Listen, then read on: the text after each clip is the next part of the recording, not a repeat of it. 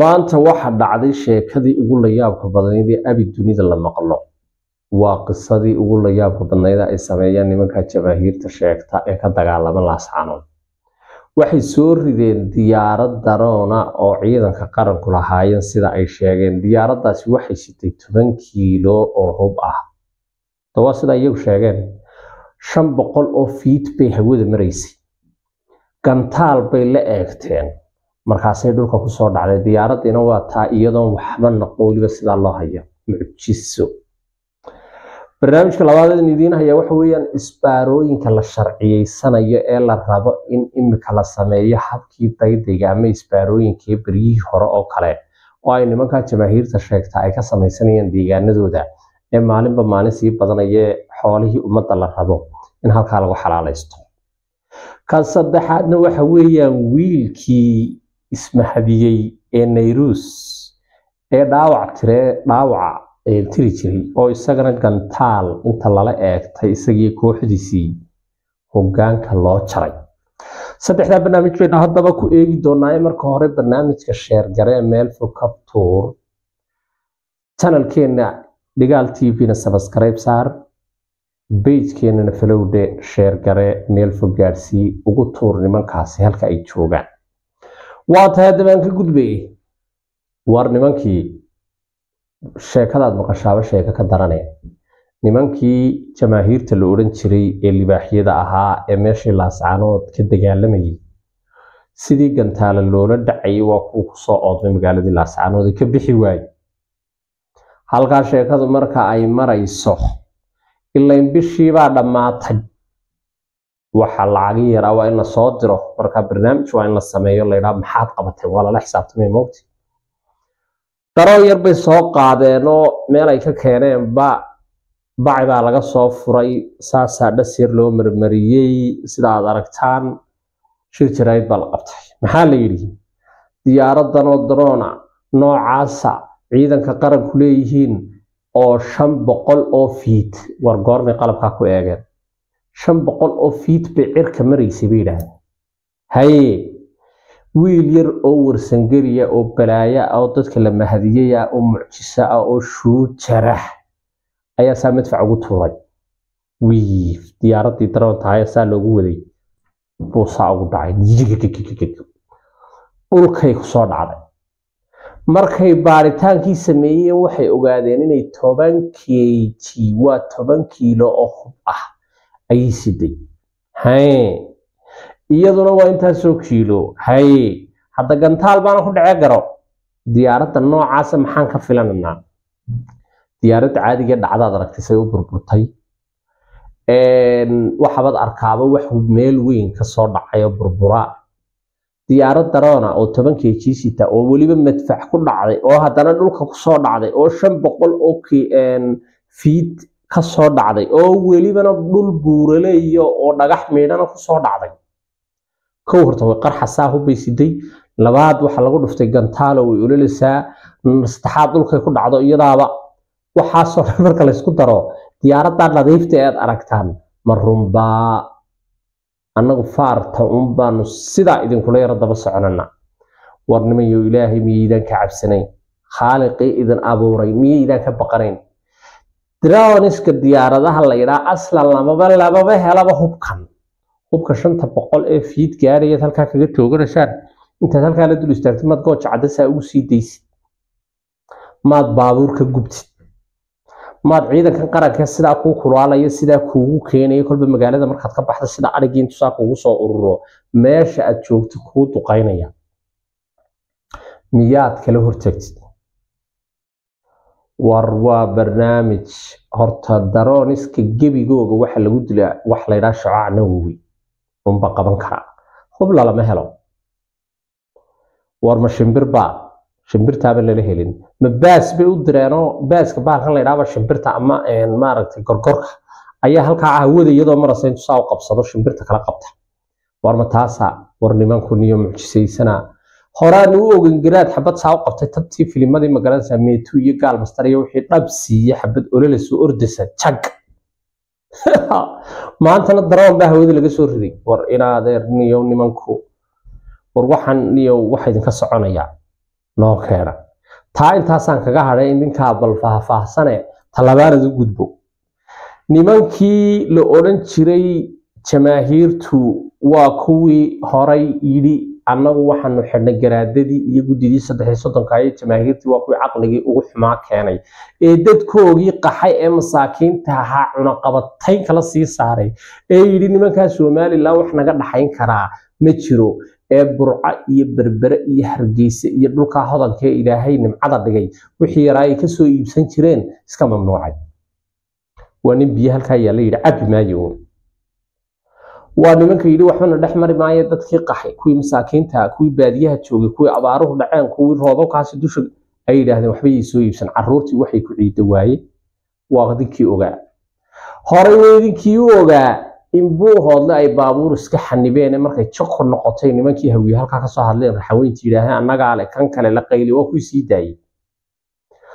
waan tan nimankii warsangali baabuur saad aragtaan ay dhaxda u galeen waxay yiraahdeen baabuurta annaga jamaahiirta meel kasta joogta ay saaqbaale waan xidhxidhan war waxad garan laadihiin qaab aad u samaysataan isbaaro waxa la yiraahdo ama waxa la yiraahdo dayday baan anagu oran jirnay kantaroolada ay samaysan jireen daydaygu marka la musallafo ee xayraanimadu badato ee dhirta la koro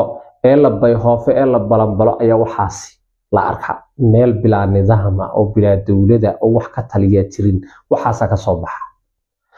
markasto ay ci ku noqotana way ka caran baabuurtaasi dad waxay leeyihiin boosaasi ka yimaadeen qaar waxay leeyihiin berberi ka yimaadeen qaar waxay leeyihiin baabuurta inta leeg horta isaaqintu soo dhaqaajiyo berbera ka soo raro wiira garowaan iib keenaya oo sidaas horta caqliga ma gasho ma walwalna xaaladda jirta qof kasta uu ka warhaya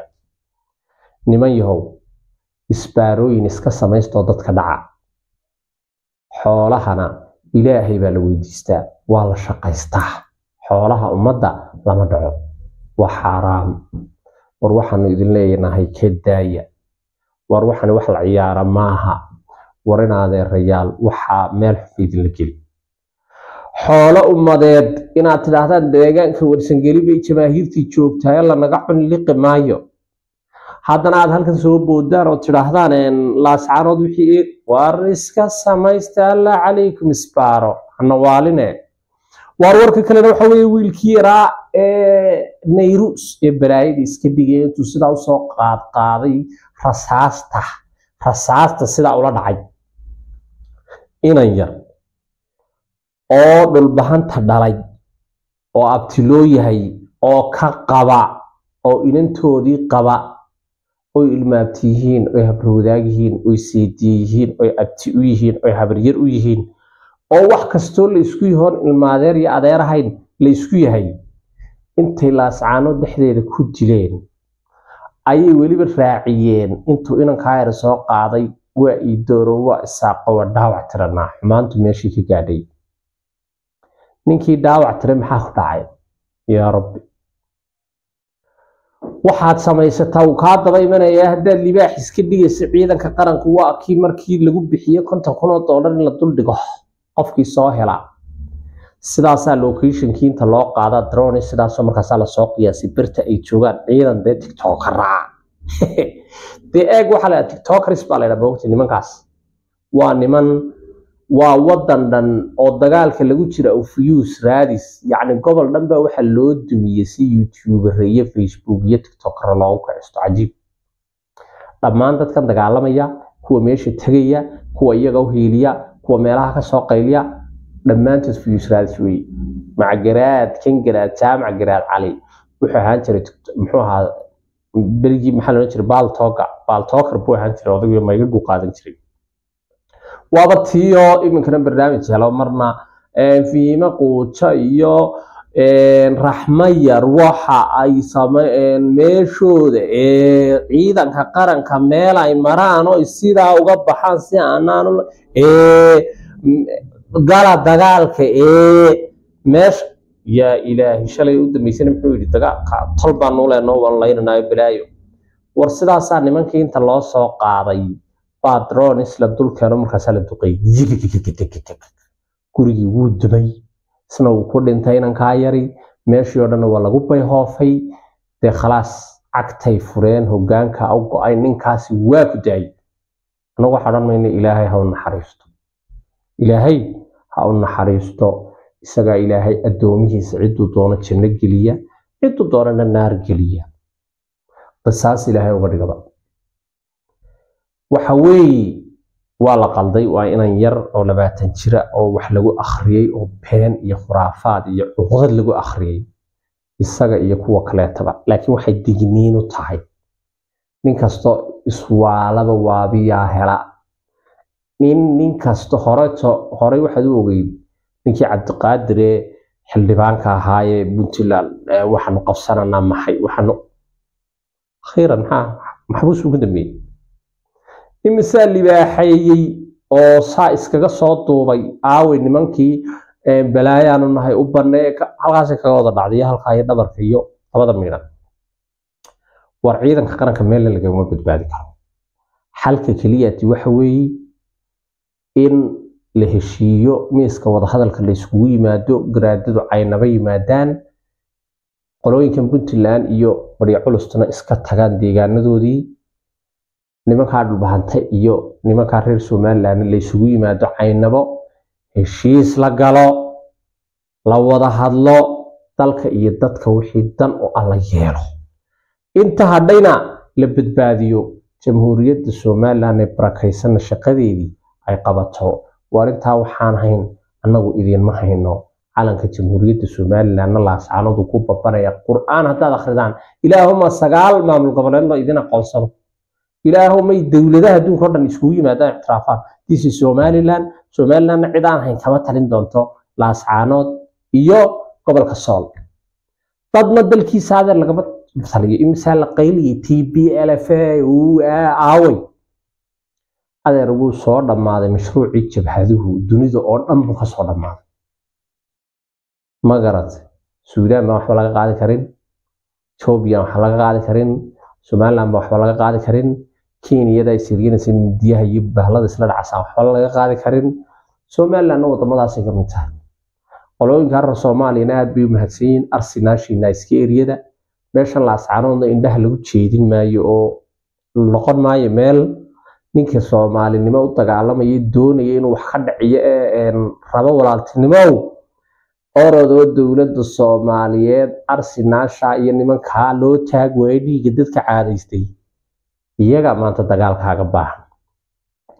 iyaga dadkii Soomaali oo dhan qarxiyo burburiyo dhibaateeyay kaaga baahanay iyaga la dagaalgalaas caanood dadkeega u tashanay dalkeegii dawladeeda waraad ban idin salaamaya sheer gareey meel fog gaarsiiye dhamaantiin